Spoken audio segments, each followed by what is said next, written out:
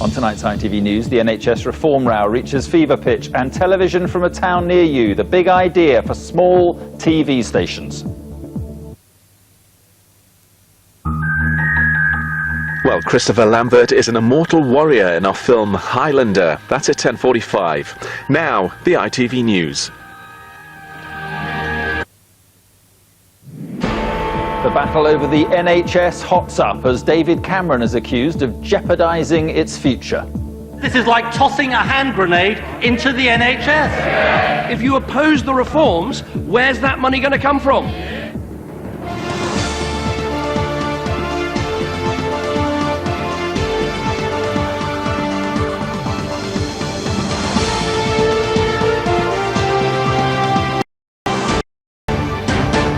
This is the ITV News with Mark Austin and Julie Etchingham.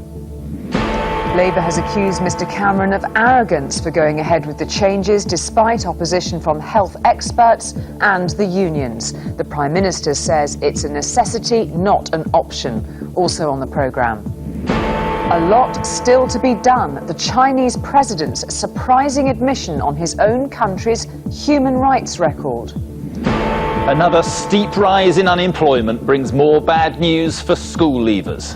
And television that's right up your street, plans for ultra-local TV channels.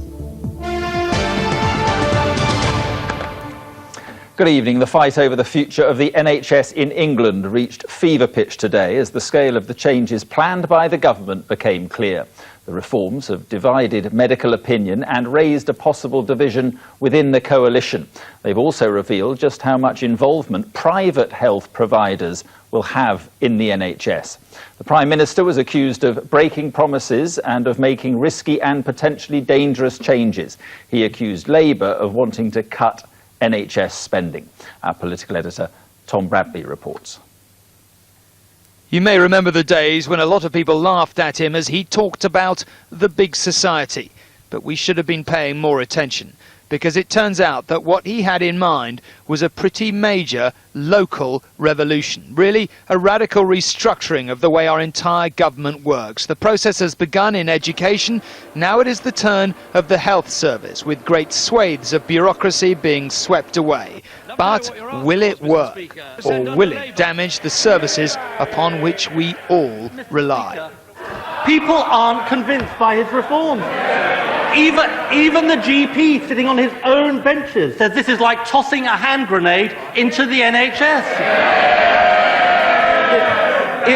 Isn't the truth, Mr. Speaker, that just like on every other issue, we get broken promises from this Prime Minister? This government is putting the money into the NHS. They don't support that. This government is cutting the bureaucracy in the NHS. They don't support that. So that is his policy. No to the money, keep the bureaucracy, don't reform the NHS. I'd go back to the blank sheet of paper. These proposals could radically change the NHS because they give GPs enormous power to refashion the services they want for their patients. But they will be expensive. The bill banks on cutting bureaucracy to make savings to pay for them. Currently, there are 50,000 managers within the NHS, one for every 3 GPs. It's claimed this reform will lead to more than 24,000 job losses. Introducing the changes will cost £1.4 billion, but it's suggested they will end up saving £1.7 billion a year. Everything you said during the election, everything your boss, David Cameron, said was all about, look, we're not going to muck about with the NHS, we're going to leave the NHS, no more revolution. And if this isn't a revolution, I mean, what is? This is the biggest change, surely, in the NHS. I think we are doing, in a coalition government, we are doing what we and our Liberal Democrat partners said we would do. Cutting back the administration and waste in the NHS, getting resources to the front line, empowering patients with information and more decision-making power, empowering the frontline professionals. We made it clear. I mean, for example, the Liberal Democrat... I understand that, but all I'm asking you to acknowledge here is that this is revolutionary change. And no, I'm not going to acknowledge that, because actually it isn't all revolutionary by any means. For example, payment by results was started under Labour. This legislation is going to make it real and make it much more effective. How can I help you? Some GPs are very enthusiastic about these changes, but by no means all. Dr. Downs in Birmingham, for example, thinks this will see an explosion in private sector health providers. I think this will cause the breakup of the NHS. There will be new players on the field, big private companies will be coming in, and I think we'll see the loss of our smaller local hospitals. The British Medical Association said today this bill was a massive gamble. If so, it is one the government insists it must take. Tom Bradby, ITV News at Westminster.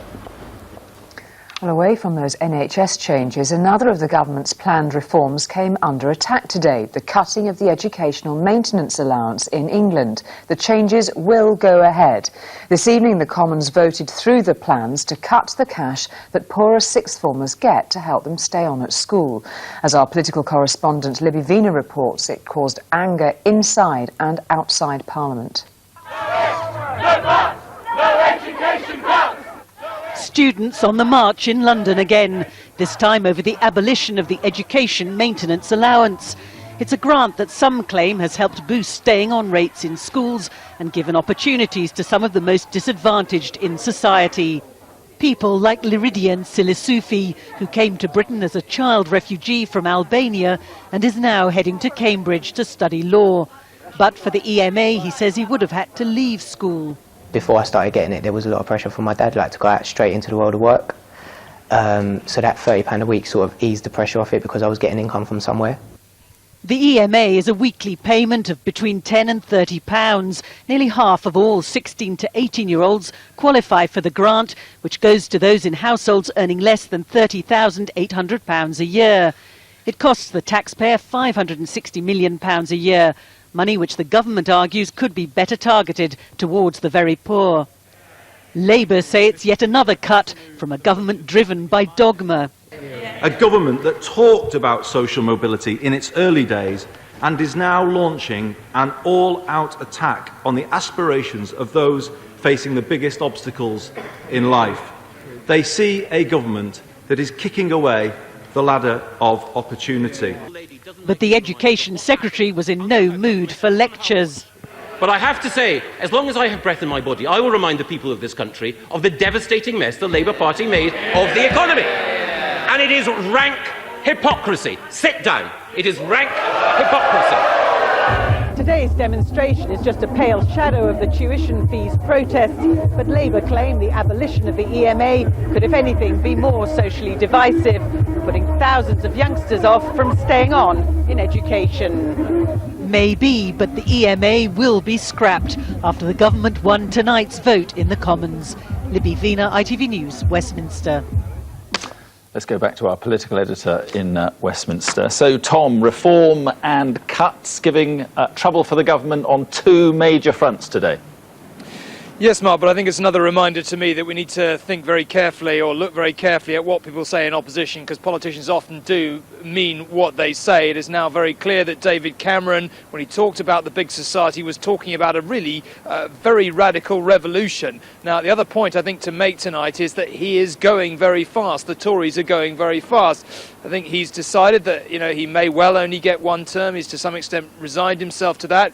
He's decided that the mistake Tony Blair made was to not get out of the gate quick enough on public sector reform. Therefore, he didn't really get nearly as far as he wanted to do, and he's not going to make that mistake. So, what he's determined to do, it seems to me, is at the end of 5 years to have changed Britain so substantially that it will be difficult to go backwards. And if you look at the substantial nature of these reforms and on health and, for example, education, I think that's right. Whether they're good or bad, I can't say. But certainly they are very likely, I think, to change the way in which our public services are delivered in a manner that will be difficult to reverse. All right, Tom, thank you very much indeed.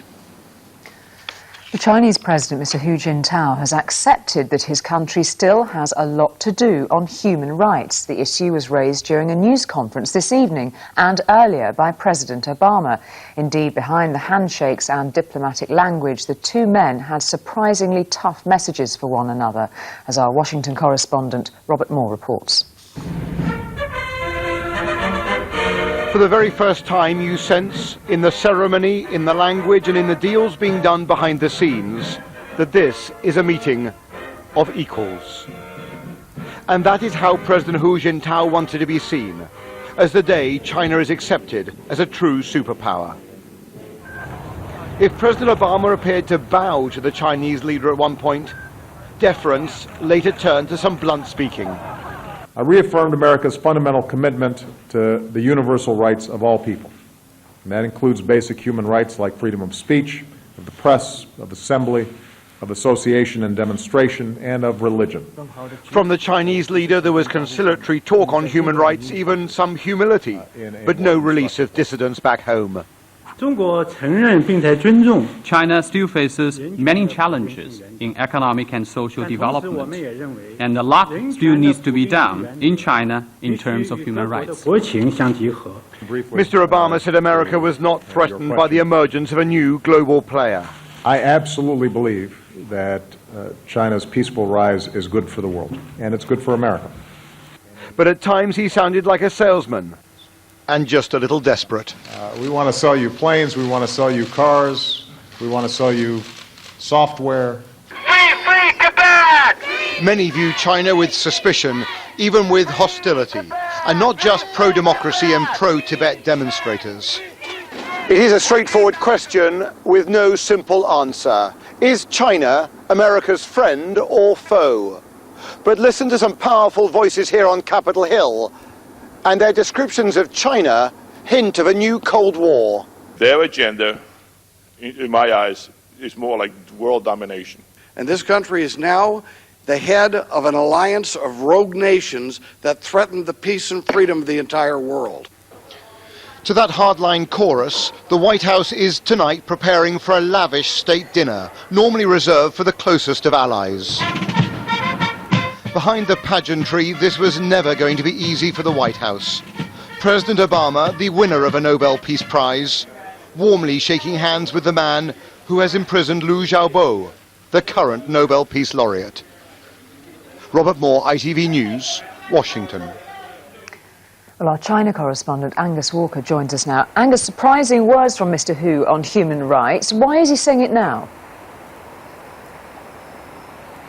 Well, yeah, there will be a lot of interest in a Chinese president saying that a lot still needs to be done in China over human rights, but perhaps a few caveats need to be added. This press conference happened in the middle of the night in China. It was not carried live by state media, and often China's leadership, when they talk about human rights, means something quite different to our interpretation. They mean economic freedom.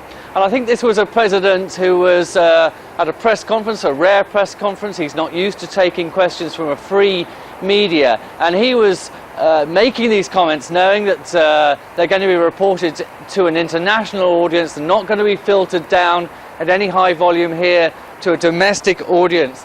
And let's look at the reality. It was just last month before the awarding of the Nobel Peace Prize to Liu Xiaobo that there was a really tough crackdown here on dissidents who might have been wanting to hold protests about human rights.